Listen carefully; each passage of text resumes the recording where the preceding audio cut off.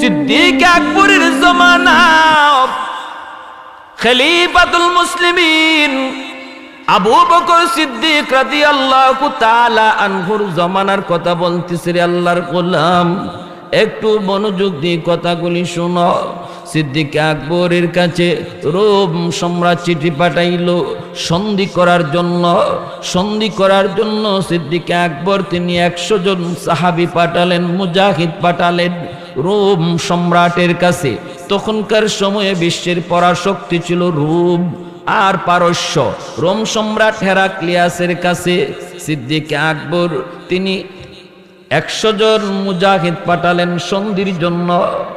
এর ভিতরে আমির বানায় দিলেন হযরত খালিদ বিন ওয়ালিদ রাদিয়াল্লাহু তাআলা আনহু, যার উপাধি হলো সাইফুল্লাহ, আল্লাহর তলোয়ার। 100 জন সাথে নিয়ে খালিদ বিন ওয়ালিদ রাদিয়াল্লাহু তাআলা আনহু রোম দেশে রওনা দিলেন। সামনের দিকে যাইতেছেন, যাইতে যাইতে যখন রোম প্রাসাদের কাছে চলে গেলেন, যায় দেখেন ভাইয়েরা বন্ধুরা, প্রাসাদে যাওয়ার আগে যে দরবার, যে রাস্তা, যে বিশ্ব রোড, এই মহাসড়কের চতুর্দিকে দুদিক দিয়ে 1,500 3,000 শুধু নয় 3 লক্ষ সৈন্য তারা দাঁড় করে রাখছে। 1.5 লক্ষ 3 লক্ষ সৈন্য দুই দিকে দাঁড় করে রাখলো রোম সম্রাট। আর প্রতিটা সৈন্যের হাতে ছিল তলোয়ার। তলোয়ারটা উঁচু করে রাখছে চিকচিক চিকচিক করে। এই তলোয়ার একটার সাথে এইভাবে ক্রস করে রাখছে। মাঝখান দিয়া মুজাহিদগণ যেতে হবে। খালিদ বিন ওয়ালিদ রাদিয়াল্লাহু তাআলা আনহু সাথীদের নিয়ে আসা মাত্রই দেখতে পেলেন নমুনা ভালো না। আনছে দাওয়াত দিয়ে সন্ধি করার জন্য, কিন্তু নমুনা বেশি ভালো। ফুলের সংবর্ধনা মানুষে দেয়, রোম সম্রাট তলোয়ার সাজায় রাখলো সংবর্ধনা জানানোর জন্য। খালিদ বিন ওয়ালিদ রাদিয়াল্লাহু তাআলা আনহু সঙ্গী সাথে নিয়ে তিনি এই তলোয়ারের নিচ দিয়ে হাঁটতে লাগলেন। বিন্দু পরিমাণ তার অন্তরে ভয় নেই। মুসলমান ভয় পাবে কেন? কারণ মুসলমান শুধুমাত্র কেবলমাত্র ভয় করে কারে? আওয়াজ আসতে কেন জোরে বলেন। এ যুবক, খালিদ বিন ওয়ালিদ রাদিয়াল্লাহু তাআলা আনহু তলোয়ারের নিচ দিয়ে বীর বাহাদুরের মতো আগাইতে লাগলেন। একটু তার ভয় নাই। সামনের দিকে আগায় দেখেন একটা গেটটা নিচু করে বানায় রাখছে। এই গেট দিয়ে এই বাদশার দরবারে ঢুকতে হবে, কিন্তু গেটটা এত নিচু, এই গেটের নিচ দিয়ে যেতে হলে মাথা ঝুঁকাইতে হয়, মাথাটা ঝুঁকায় যাইতে হয়। আর গেটের উপরে দুশমন মূর্তি বসায় রাখছে। উদ্দেশ্য হলো মুসলমান গেট দিয়া ঢোকার সময় যখন তোমার মাথা তুমি নোয়াইবারে, আমরা তখন মনে করব আমাদের দেবতারে তুমি সেজদা দিছ। নাউজুবিল্লাহ। চালাকি দুশমন চালাকি করে, মুসলমান চালাকি করে না, ঠিক কি না? মুসলমান কখনো কৌশলতা নেয় না, যা বলে সোজা বলে। দুর্বল যারা মুনাফিকের দল, ওদের ভিতরে একটা, বাহ্যিক হলো আর একটা। আর মুসলমানের ভিতরে যা বাহ্যিকতা, ঠিক কিনা? মুনাফিকের খাসলত হলো তার ভিতরে একটা, বাহিরে আর একটা। এটা হলো মুনাফিকের বৈশিষ্ট্য। দুশমনের দল ভালো করে দেখতেছে, মুসলমান মাথা ঝুঁকাবে, মাথা ঝুঁকাইলেই আমরা বলবো আমাদের দেবতার সামনে মাথা ঝুঁকাইছে। খালিদ বিন ওয়ালিদ রাদিয়াল্লাহু তাআলা আনহু তিনি বুঝে গেলেন এ দুশমনদের উদ্দেশ্য ভালো না, উদ্দেশ্য হলো দেবতার সামনে মাথা ঝুঁকানো। যেই মাত্র সঙ্গী সাথী 100 জন তারা এই গেটের সামনে যায় দাঁড়ান, উপরে মূর্তি দেখা মাত্রই খালিদ বিন ওয়ালিদ রাদিয়াল্লাহু তাআলা আনহু থমকে দাঁড়ালেন। একটা কদম আর সামনে দেন না। চেহারাটা তার লাল হয়ে গেছে, গুসায় চেহারা লাল হয়ে গেছে, বডিটা তার ফুলে গেছে, মিজাজ অত্যন্ত গরম হয়ে গেছে। কারণ ইসলাম সর্বদা মুসলমানকে শিক্ষা দেয় জায়গা মতো তুমি নরম, আবার জায়গা মতো তুমি গরম। এটাই হলো আমার নবীর আদর্শ। মুহাম্মাদুর রাসূলুল্লাহ ওয়াল্লাযীনা মাহু আশিদ্দাউ আলাল কুফফারি রুহামাউ বাইনাহুম। এই আয়াতের ভিতরে আল্লাহ পাক জানায় দিলেন আমার নবী আর নবীর সাহাবী কেরামের আদর্শ হলো জায়গা মতো তারা অতি গরম, জায়গা মতো তারা অতি নরম, কখনো কখনো অতি নরম। কোন জায়গায় নরম? মুসলমানে মুসলমানে নরম, ভাই ভাই তারা নরম, প্রতিবেশীর সাথে মুসলমান নরম। কিন্তু যখন হক বাতিলের দ্বন্দ্ব লেগে যায়, কুফর আর ইমানের ভিতরে টক্কর বেজে যায়, আস্তিক আর নাস্তিকের ভিতরে যখন দ্বন্দ্ব লেগে যায়, উলামায়ে কেরামের সাথে যখন নাস্তিকদের দ্বন্দ্ব বেজে যায়, তখন মুসলমান আর নরম থাকে না, আগুনের মতো গরম হয়ে যায়। এর নাম হলো ঈমান। ঠিক কিনা? সব জায়গায় শুধু নরম হয়ে থাকা ইসলাম শেখায় না, ইসলাম শেখায় জায়গা মতো গরম।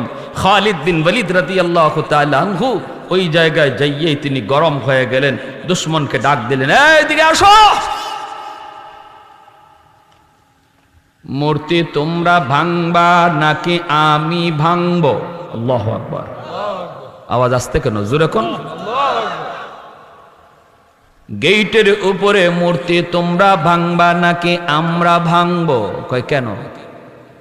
খালিদ বিন ওয়ালিদ বলে এটি কপাল, এই কপাল মুসলমানের কপাল কোনোদিন আল্লাহ ছাড়া কারো সামনে ঝুঁকে না। আল্লাহ ছাড়া গায়রুল্লাহর সামনে ইমানদার কখনো মাথা ঝুঁকায় না, না না কখনো ঝুঁকায় না। বটগাছের সামনেও মুসলমান মাথা ঝুঁকায় না, দরবারে গিয়েও কখনো মাথা ঝুঁকায় না, পীরের দরবারে গিয়েও মাথা ঝুঁকায় না। মুসলমান সর্বদা মাথা ঝুঁকায় একমাত্র কার সামনে? আল্লাহর সামনে। খালিদ বিন ওয়ালিদ বলেন, মূর্তি তোমরা কি ভাঙবা নাকি আমি নিজের হাতে ভাঙবো রে? সাথে সাথে সৈন্যগুলি থমকে গেল, প্রত্যেকের ভিতরে ভয় ঢুকে গেল। কয় কি? মাত্র 100 জন, আর আমরা হইলাম 3 লাখ। কয় লাখ? আমরা 3 লাখ, 3 লক্ষ তলোয়ার চিকচিক চিকচিক করতেছে, আর ওরা হলো মাত্র 100 জন। কয় কি? হট্টগোল শুরু হয়ে গেল। বাদশাহ হঠাৎ করে কয়, কি রে বাহিরে তো হট্টগোল কেন? একজন দৌড়ায় কয়, জাহাপনা মুসলমান হট্টগোল বাজায় দিছে। কেমনে বাজায় দিছে? কয় গেট দিয়ে ঢুকবে না। কেন ঢুকবে না? কয় গেট নিচা, নিচে হইলে অসুবিধা কি? কই উপরে মূর্তি রাখছি এজন্য ওরা মাথা ঝুঁকাবে না, মাথা ঝুঁকাইলে মূর্তির সামনে ঝুঁকানো হয়ে যায়। আমাদের মনের ভিতরে ষড়যন্ত্র বুঝে ফেলেছে, ষড়যন্ত্র ধরা পড়ে গেছে জাহাপনা। এদের সেনাপতির নাম খালিদ বিন ওয়ালিদ। কয় কি সে? কয় কি? সে বলতেছে মূর্তি আমরা ভাঙবো নাকি সে নিজের হাতে ভাঙবে? বাদশাহ কয়, কও কি? এত বড় কথা বলছে? বলে হয় এত বড় কথা কইছে। বাদশাহ বুদ্ধিমান, কয় তাড়াতাড়ি তোরাই যায় মূর্তিটা ভেঙে ফেল। যদি মুসলমানে ভাঙে তাহলে আমাদের ইজ্জত থাকে না, তোরাই যায় মূর্তিটা ভেঙে ফেল। ওরাই যায় উপরের মূর্তিটা ভাঙা হলো। এরপরে মুসলমান দরবারে ঢুকলো, মূর্তির সামনে নয়, মূর্তির সামনে মাথা ঝুঁকায় নয়, মূর্তি ভাঙ্গার পরে তারা দরবারে ঢুকলো। আল্লাহু আকবার। রোম সম্রাট সামনে 100টা চেয়ার বসায় রাখছে স্বর্ণের। খালিদ বিন ওয়ালিদ রাদিয়াল্লাহু তাআলা আনহু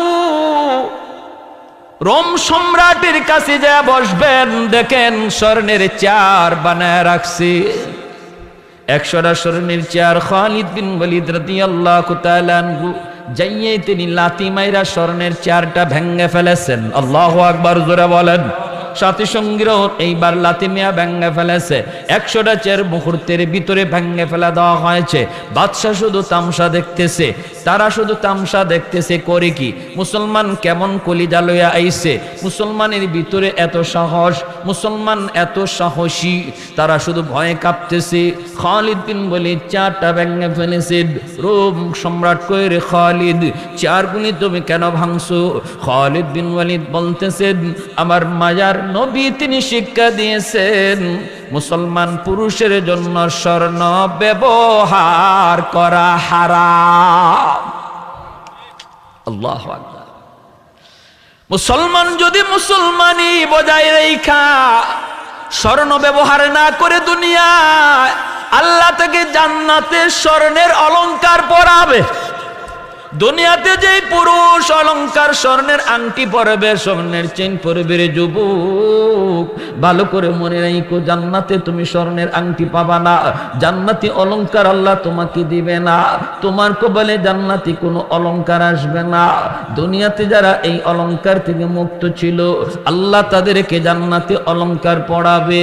ভাইরা বন্ধুরা, খালিদ বিন ওয়ালিদ রাদিয়াল্লাহু তাআলা আনহু বলেন, স্বর্ণ পরা আমাদের জন্য হারাম, স্বর্ণ ব্যবহার করা হারাম।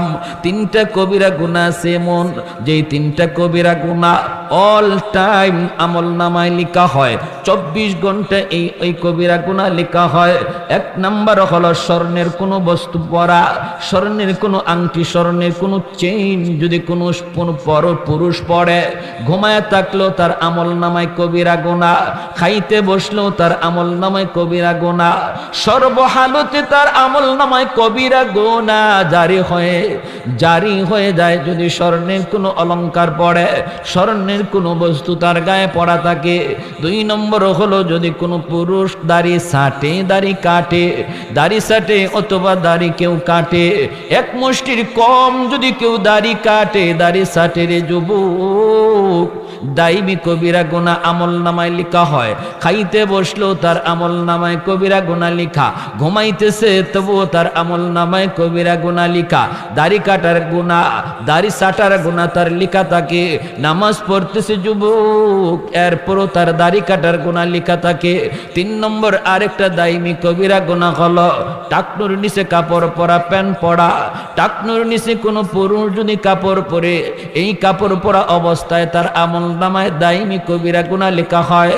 যতক্ষণ কাপড় পরা আছে ততক্ষণ কবিরা গুনাহ লেখা আছে। এজন্য বলি যুবক, না না না, যত গুনাহ আছে সমস্ত গুনাহ দাইমি নয় রে।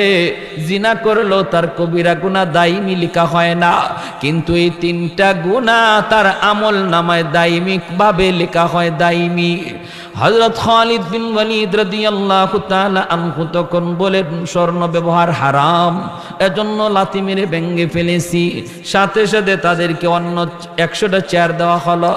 চেয়ারের ভিতরে বসলেন তো বসলেন, রোম সম্রাটের সাথে একদম পা ঘেঁষায় যায় বসলেন।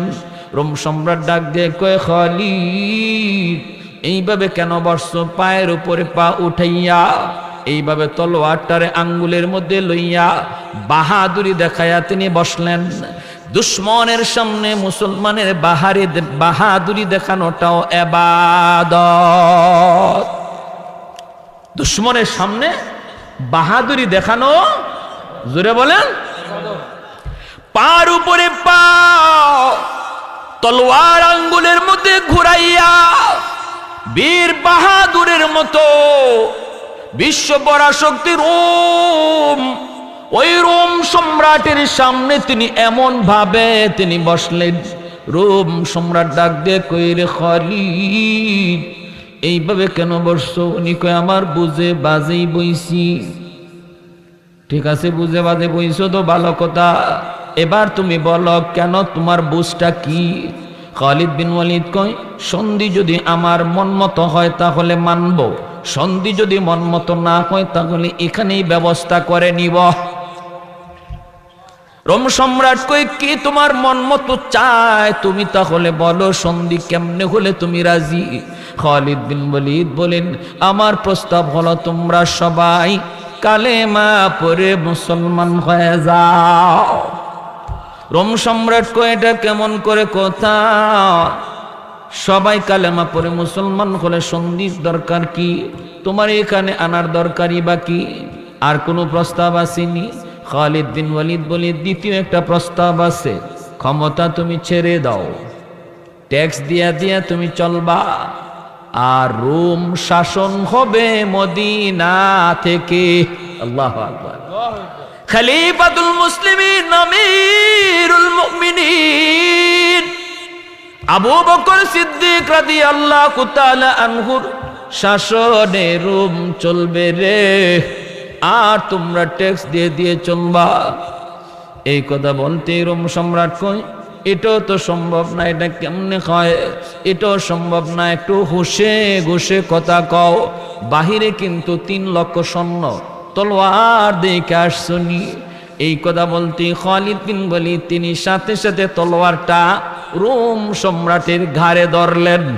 ঘাটটার মধ্যে ধরে তিনি বলতেছেন, সম্রাট চোখ লড়াইবা না, গর্দনাও লড়াইবাই না, খালি ইশারা দিবায় তলোয়ার দিয়া তোমার কল্লা সাথে সাথে আলম। তলোয়ার ধরছেন এখানে ধরে বলতেছেন, আমাদেরকে সসম্মানে বের হওয়ার সুযোগ করে দাও, সৈন্যগুলিরে বলো যার যার হাত থেকে তলোয়ার যেন ফালাইয়া দেয়। রোম সম্রাট কাঁপতেছে ডরে, কারণ বুঝে তো এটা মুসলমান, যা কয় তা করে, ঠিক কিনা জোরে কন? এটা মুসলমান, যা কয় তা করে। এমনি সম্রাট কয় যার যার অস্ত্র ফালাইয়া দাও। অস্ত্র ফালাইয়া দেওয়া হলো। খালিদ বিন ওয়ালিদ সঙ্গীদেরকে নিয়ে সসম্মানে ঘোড়ার পিঠে সওয়ার হইয়া তিনি আবার মদিনায় ফিরে আসলেন। জোরে কর সুবহানাল্লাহ। রোম সম্রাট নিজেকে অত্যন্ত বেইজ্জত মনে করল। পরের বৎসরই চিঠি লিখলো মদিনার খলিফা আবু বকর, তোমার মুজাহিদ, তোমার সৈনিক খালিদ আমাকে বড় অপমান করে চলে গেছে, আমি এর প্রতিশোধ নেব। 1 লক্ষ নয় কয় লক্ষ লইয়া আইতেছি ঠিক নাই, 1 লক্ষ সৈন্য লইয়া মদিনায় হামলা করব, পারলে তুমি ঠেকাইও, পারলে তুমি ঠেকাইও। এই চিঠি খলিফাতুল মুসলিমিন আবু বকর সিদ্দিক রাদিয়াল্লাহু তাআলা আনহুর কাছে চিঠি পাঠাইলো।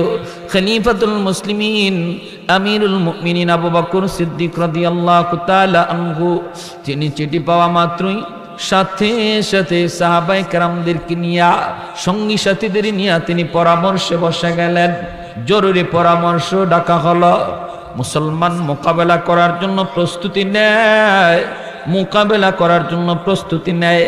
রোম সম্রাট 1 লক্ষ সৈন্য পাঠিয়ে দিল মদিনায় হামলা করার জন্য।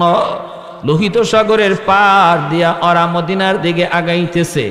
এই অবস্থায় আবু বকর সিদ্দিক রাদিয়াল্লাহু তাআলা আনহু বলেন, আমি 1000 সৈন্য পাঠাবো, এই 1000 সৈন্য মোকাবেলা করবে 1 লক্ষ দুশমনের।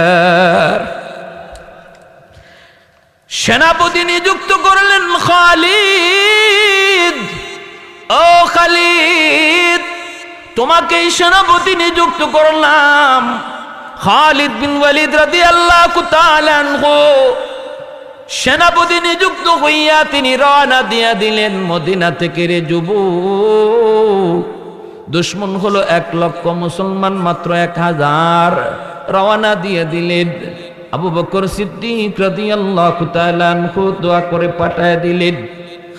খালিদ বিন ওয়ালিদকে বলতেছেন, দোস্ত যাও, ভরসা করবা আল্লাহর উপর, কারণ মুসলমান সংখ্যার উপরে যুদ্ধ করে না, মুসলমান অস্ত্রের উপরও যুদ্ধ করে না, মুসলমান যুদ্ধ করে আল্লাহর গায়বী সাহায্যের উপর। এই বইলা দোয়া করে তিনি পাঠায় দিলেন। তিনি আসলেন আর বললেন, লোহিত সাগরের পার দিয়া যাও, দুশমন ওই দিক দিকে আসতেছে, যেখানেই দেখা হবে সেখানেই প্রতিহত করবা। খালিদ বিন ওয়ালিদ তিনি বের হয়ে গেলেন সৈন্য সামন্ত লইয়া। দুশমন সামনের দিকে আগাইতেছে আর এই দিক থেকে মুসলমান যাইতেছে। ওরা হলো 1 লক্ষ, মুসলমান হলো মাত্র 1000। এরপরও 1000 সাহাবায়ে কেরামের পাগড়ি আর নবীর সুন্নতি লেবাস দেখা মাত্র দুশমনের কলিজায় ভয় ঢুকে গেল। নবীর সুন্নতের ভিতরে, নবীর সুন্নতের ভিতরে, নবীর রঙের ভিতরে দুশ্মনের কলিজায় ভয় লাগে। ঠিক কিনা জোরে বলেন? এজন্যই দুশ্মন মুসলমানের রং চেঞ্জ করতে চায়। কয় মুসলমানের দাড়ি ফালাও, মুসলমানের টুপি সরাও, মুসলমান টাই পরো, মুসলমান প্যান্ট পরো, মুসলমান আমাদের মতো তোমরা শার্ট পরো, মুসলমান আমাদের সুরতে চলো, যেন তোমাদেরকে দেখলে মনে হয় তোমরা আমাদের মতো। মুসলমান নবীর রং তোমরা ছেড়ে দাও, কারণ নবীর রংটারে দুশ্মন বড় ভয় পায়, দুশ্মন বড় ভয় পায়। রং যদি ছেড়ে দেয় তাহলে ওদের ভয় অন্তর থেকে সরে যায়। এই হলো দুশ্মনদের ষড়যন্ত্র। এই ষড়যন্ত্রে জালে আমরা আবদ্ধ হয়ে পড়েছি। আজকে মুসলমানের দিকে তাকাইলে বোঝা যায় না নবীর উম্মত না অন্য উম্মত, বোঝা যায় না কোন জাতি। এটা বেদিন বেঈমানদের ষড়যন্ত্র। ঠিক কিনা? দুশ্মন ভয় পেয়ে গেছে, ওই দিকে দুশ্মন আর এইদিকে মুসলমান। এই অবস্থায় চলছে চলছে, যুদ্ধ শুরু হবে, কিন্তু প্রস্তুতি নিতেছে। ওরাও থেমে গেছে, এরাও থেমে গেছে, থেমে গেছে। ওই অবস্থায় রাত কাটাইতেছেন খালিদ বিন ওয়ালিদ রাদিয়াল্লাহু তাআলা আনহু। এই রাত্রে তাবুতে স্বপ্ন যুগে মায়ার নবীরে দেখছেন। সুবহানাল্লাহ। ফজরের নামাজ পর খালিদ বিন ওয়ালিদ ডাক দেয়া কয়, মুসলমান, স্বপ্ন যুগে আমি দয়ার নবী মায়ার নবীরে দেখছি। নবী আমাকে বলতেছেন, খালিদ ভয় পেও না, ভয় পেও না, ওরা কিন্তু ময়দানে 1 লক্ষ আসবে না, তোমরা 1000, এজন্য ওরা ময়দানে আসবে মাত্র 40,000, 60,000 তাবুতে থাকবে, ভয় পেও না। আর আমি আল্লাহর পক্ষ থেকে সুসংবাদ জানাই রে খালিদ, এই যুদ্ধে তোমরা সংখ্যায় কম হলেও আল্লাহ তোমাদেরকেই বিজয় দান করবে। স্বপ্নের বিবরণ তিনি ফজরের নামাজের পর সঙ্গী সাথীকে শোনায় দিলেন, আমার নবীর কথা শোনায় দিলেন। সবার মনের ভিতরে একটা আশা জাগলো। নবী ভবিষ্যৎবাণী করেছেন, নবী স্বপ্ন যুগে জানাইছেন সুসংবাদ। তারা এই রকম যুদ্ধের প্রস্তুতি নিতে লাগলেন। সারিবদ্ধ করে তিনি দাঁড় করালেন, 1 সারি আগে 1 সারি পিছনে, সারিবদ্ধ করে দাঁড় করালেন। যুদ্ধে যাবার টাইম কাছায় গেছে, কাছায় গেছে। ওই অবস্থায় পিছন দিক থেকে তাকায় দেখা যায় মদিনা শরীফ থেকে একজন মানুষ ঘোড়ার পিঠে সওয়ার হইয়া ডাকতেছে আর বলতেছে, খালিদ সামনে যেও না, আমি মদিনা থেকে জরুরি খবর নিয়ে এসেছি। আমার কাছে খলিফাতুল মুসলিমিনের পক্ষ থেকে একটা চিঠি, এই চিঠিটা না পইরা তোমরা যুদ্ধে যেও না, যেও না। আমার কাছে একটা জরুরি চিঠি, চিঠি না পইরা যাও না। আওয়াজটা দেওয়া মাত্রই সেনাপতি খালিদ বিন ওয়ালিদ রাদিয়াল্লাহু তাআলা আনহু তিনি থেমে গেলেন। আল্লাহর গোলাম অপেক্ষায় রইলেন মদিনার কাসিদ কি চিঠি দেয়। চিঠিটা দেওয়া মাত্রই চিঠিটা হাতে নিলেন। হাতে নিয়ে দেখেন খালিদ চিঠির মধ্যে 3টা ফরমান, 3টা কথা লেখা রয়েছে। 3টা কথাই বড় কষ্টের, বড় কষ্টের। ইসলামের ঐতিহাসিক ইতিহাস নির্ভর একটা এরকম যুদ্ধ, যেই যুদ্ধ খ্রিস্টানদের সাথে মুসলমানদের সবচেয়ে বড় যুদ্ধ। যুদ্ধের নাম হলো ইয়ারমুকের যুদ্ধ। এত বড় যুদ্ধ মুসলমানদের খ্রিস্টানদের সাথে ইতিহাসে এর আগে কখনো হয় নাই। ভাইরা বন্ধুরা, চিঠিটা হাতে নিলেন। খালিদ বিন ওয়ালিদ চিঠিটা হাতে নিয়ে দেখেন প্রথম কথাটা লেখা, ও সেনাপতি খালিদ, তুমি যে মদিনার শাসক হিসাবে আবু বকর সিদ্দিক রাদিয়াল্লাহু তাআলা আনহুকে রেখে গেছো, সেই খলিফা তিনি ইন্তেকাল করেছেন। এখন থেকে মদিনার খলিফা হযরত ওমর ফারুক রাদিয়াল্লাহু তাআলা আনহু। খলিফাতুল মুসলিমিন আবু বকর ইন্তেকাল করেছেন। নতুন সেনাপতি, নতুন খলিফা হয়েছেন ওমর। শোনা মাত্রই খালিদ বিন ওয়ালিদের চোখ থেকে দর দর করে পানি পড়ে। মনে পড়ে গেল বিদায়ের সময় খলিফার সেই দোয়ার কথা, দোয়ার কথা মনে পড়ে গেল। আর তিনি কান্দেন আর বলেন, দোস্ত তুমি তোমার দুস্তরে পাঠাইছো যুদ্ধের ময়দানে মাত্র 1000 সৈন্য দিয়া 1,00,000 দুশমনের মোকাবেলায়, কিন্তু তুমি তো তোমার বন্ধুর বিজয় দেখে যেতে পারলা না। আল্লাহ ডাকে তুমি সারা দিয়া চলে গেলা, বিজয়টা তুমি দেখে যেতে পারলা না রে বন্ধু। এই বইলে তিনি কাঁদতেছেন। এরপরেই দেখেন খলিফা হযরত উমরের পক্ষ থেকে নির্দেশ, আমি ওমর বলছি, অর্ধ পৃথিবীর বাদশাহ, মদিনার খলিফা, আমি ওমর বলছি, এই চিঠিটা খালিদের হাতে পৌঁছা মাত্রই তার সেনাপতির দায়িত্ব বাতিল।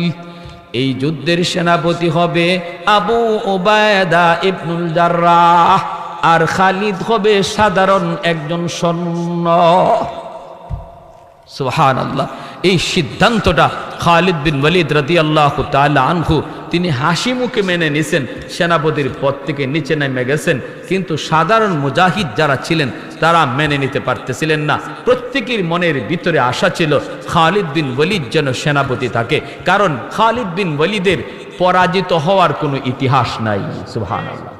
ওনার জীবনে পরাজয়ের কোনো ইতিহাস নাই। এই যুদ্ধে যদি ইনি সেনাপতি থাকেন, যেন ইনি সেনাপতি থাকেন। সমস্ত মুজাহিদদের মনের তামান্না ছিল এটা, সবাই চাইতেছিল। কিন্তু মদিনার শাসক খলিফাতুল মুসলিমিন ওমর নির্দেশ জারি করেছেন, খলিফা হবে আবু উবায়দা ইবনুল জাররাহ, আর খালিদ তার সেনাপতির দায়িত্ব থেকে নেমে সাধারণ সৈন্য হয়ে যাবে, এই ঘোষণা দিয়ে দিলেন। কিন্তু ভাইয়েরা, বন্ধুরা, খালিদ বিন ইতিহাসে লিখেন, খালিদ বিন ওয়ালিদ যদি তখন খলিফার এই কথাটাকে অমান্য করতেন, তিনি যদি বলতেন আমি এই নির্দেশ মানি না, আমি সেনাপতির পদ ছাড়বো না, আমি চেয়ার ছাড়বো না, না আমি আমার পদ ছাড়বো না, তিনি যদি এটা করতে চাইতেন 100 পারতেন, কারণ সব সেনা ওনার পক্ষে ছিল। কিন্তু এরপরও করেন নাই, হাসি মুখে আমিরের নির্দেশ মেনে নিয়েছেন, সাধারণ সৈন্য হয়ে গেছেন। সেনাপতির এই মুকুট, সাথে সাথে উনার অধীনে যে ছিল এতদিন পর্যন্ত সৈন্য আবু উবায়দা ইবনুল জাররাহ, যার আন্ডারে, যার কমান্ডে চলতো, যার নির্দেশে চলতেন, সেই সাহাবীকে টান দিয়ে কাছে আইনা সেনাপতির মুকুট পরায়া দিলেন নিজের হাতে। ইতিহাস, মুসলমানের ইতিহাস দেখেন, ইসলাম কি শিখায়, নবীর সাহাবীর আমাদেরকে কি শিখায়, নেতৃত্ব কাকে বলে, আমিরের এতাআত কাকে বলে, আমিরের নির্দেশ মানা ইসলামে কতটা গুরুত্বপূর্ণ তিনি পারতেন, কিন্তু না করেন নাই। আমিরের নির্দেশ সাহায্য নেমে আসি। আমাদের প্রথমেই দরকার গুনাহমুক্ত জীবন, গুনাহমুক্ত চোখ, গুনাহমুক্ত অঙ্গ। অজুটা ইখলাসের সাথে বানাও, অজুর পানিতে গুনাহগুলি ঝরে যাবে। এরপরে খালিদ বিন ওয়ালিদ বলেন, 2 নম্বর হলো আমি ময়দানে ডুইকা এমন ভাবে ঘোড়া চালাবো রে, বিদ্যুতের বেগে আমি ঘোড়া চালায় দিব, তোমরাও কিন্তু বিদ্যুতের বেগে ঘোড়া চালায় দিবা। ঘোড়া এমন ভাবে চালাইবা, ঘোড়ার পায়ের আগাতে ধুলাবালি উড়বে তো উড়বে, এমন ভাবে উড়বে যেন অন্ধকার হয়ে যায়। দুশ্মন আমরা কয়জন ময়দানে আসছি যেন বুঝতে না পারি। ঘোড়ার ধুলি বালিতে দুশ্মন যেন মনে করে আমরাও ময়দানে হাজার হাজার ময়দানে এসেছি। 3 নাম্বার হলো আমি গায়ে যদ্দুর শক্তি আছে অদ্দুর শক্তি নিয়ে আমি নারায়ে তাকবীরের আওয়াজ উঠাবো। আমি যখন নারায়ে তাকবীরের আওয়াজ তুলবো, তোমরা তোমাদের গায়ে যদ্দুর শক্তি আছে অদ্দুর শক্তি নিয়ে তোমরা আল্লাহু আকবার বলবা। ময়দান যেন কেঁপে উঠি। মুসলমানের নারায়ে তাকবীরের আওয়াজ শুনলে পরে দুশ্মনের কলিজায় ভয় লেগে যায়, কলিজায় কম্পন শুরু হয়ে যায়। খালিদ বিন ওয়ালিদ রাদিয়াল্লাহু তাআলা আনহু এই 3টা আমল বলে দিলেন। ময়দানে তারা ঘোড়া চালায় দিলেন অজু কইরা, এমন ভাবে ঘোড়া চালাইছেন রে যুবক, ধুলার আলোতে পায়ের ঘোড়ার আঘাতে এমন ধুলা উড়তে লাগলো, ময়দানে কিছু দেখা যায় না, শুধু অন্ধকার আর অন্ধকার। দুশ্মন মনে করতেছে মুসলমান হাজার না লাখ লাখ আইছে।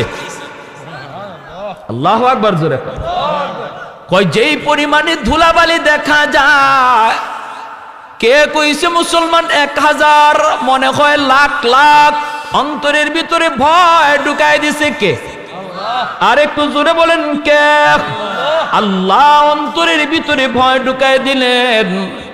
ময়দানের ভিতরে ঢুকলেন, গায়ে যদ্দূর শক্তি ছিল অদ্দূর শক্তি নিয়ে নারায়ে তাকবীরের আওয়াজ তারা উঠায় দিলেন।